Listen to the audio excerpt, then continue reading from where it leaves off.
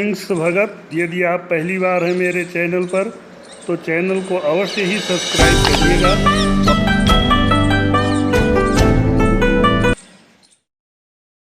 जय श्री राम दोस्तों, मित्रों, भक्तों एवं संतों, आपसे रामचरितमानस पर चर्चा करने वाला था। तो सर्वप्रथम बता दें कि रामचरितमानस एक महान ग्रंथ है। Ramcharitmanas is the greatest holy book which is written by Tulsidas ji Maharaj. It is written about God Ram.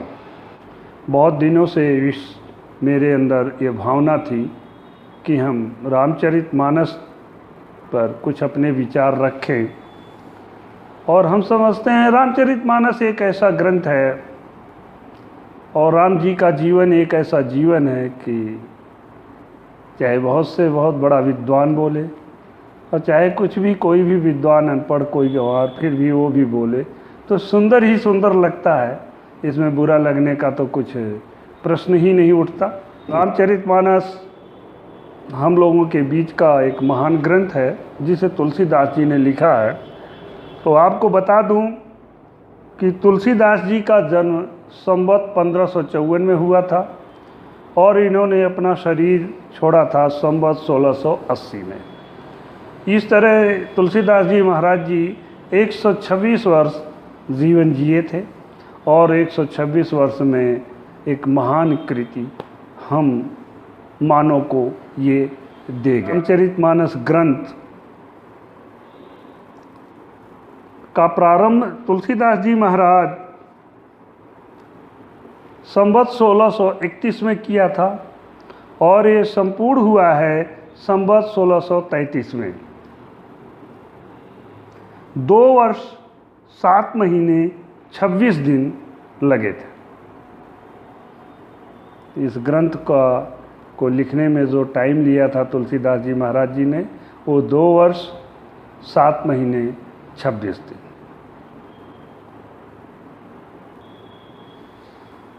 ये ग्रंथ 7 कांड में है।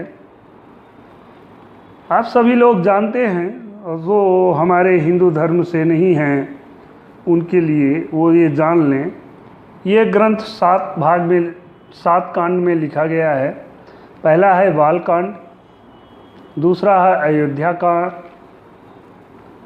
दूसरा अयोध्या कांड, तीसरा अरण्य कांड, चौथा किष्किंधा कांड, 5वां सुंदर कांड, 6वां लंका कांड और 7वां उत्तर कांड। इस तरह 7 कांड में ये पूरा ग्रंथ संकलित किया गया है।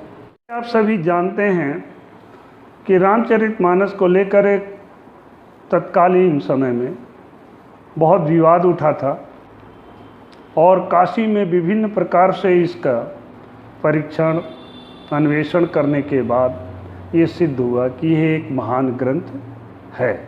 इन विवादों के कारण ही जब आज रामचरितमानस को संकलित किया जाने वाला था, प्रिंट किया जाने वाला था, तो कहीं भी इस ग्रंथ का संपूर्ण लिपि उपलब्ध नहीं थी। इसलिए कुछ कांड कहीं से, कुछ कहीं से, कुछ कहीं से, इस तरह खोजबीन करके रामचरितमानस को संकलित करके उसको यथार्थ रूप दिया गया, जो इस गोरखपुर के प्रेस के माध्यम से हमारे सामने आज उपस्थित है।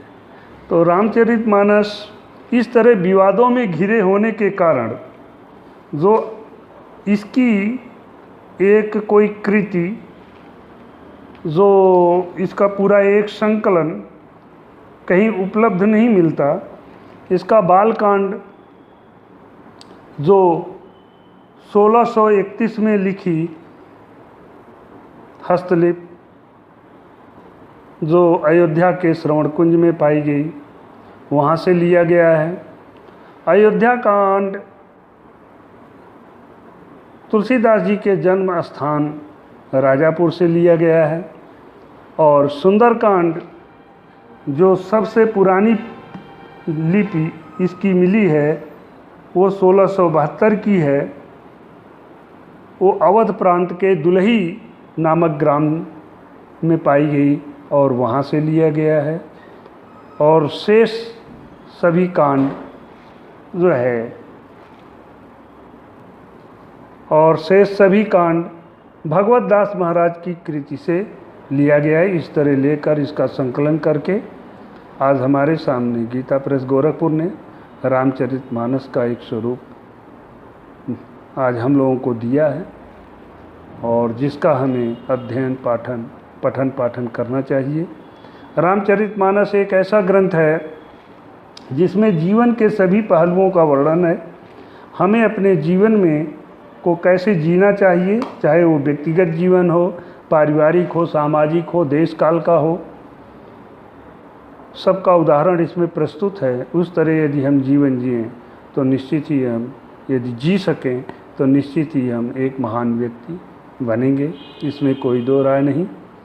तो हमें रामचरितमानस का हमेशा पठन पाठन और अध्ययन करना चाहिए और अपने बुद्धि से जो कुछ भी समझ में आए उसे दूसरे को भी बताना चाहिए, सबको प्रेरणा भी देना चाहिए।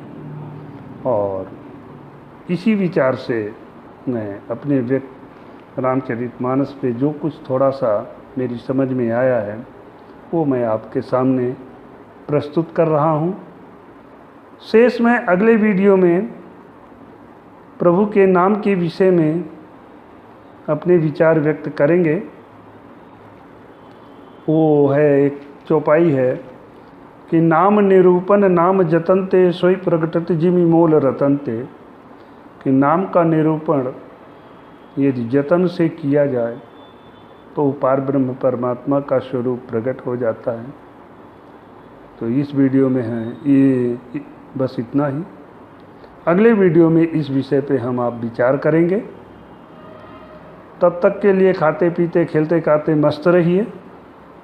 और यदि मेरे चैनल पर पहली बार हैं और यदि कई बार मेरे चैनल पर वीडियो देख भी चुके हैं और अभी तक आपने चैनल को सब्सक्राइब नहीं किया है तो कर दीजिएगा और नोटिफिकेशन बेल आइकन भी दबा दीजिएगा जिससे आपको नोटिफिकेशन मिलती रहे। और वीडियो को लाइक शेयर कमेंट भी कीजिएगा। कमेंट में अपने विचार अवश्य बताइएगा जिससे मैं अपने वीडियो में आपके दिशा निर्देश के अनुकूल प्रस्तुति कर सकूं। तो धन्यवाद, फिर मिलेंगे अगले वीडियो में। तब तक के लिए जय श्री राम।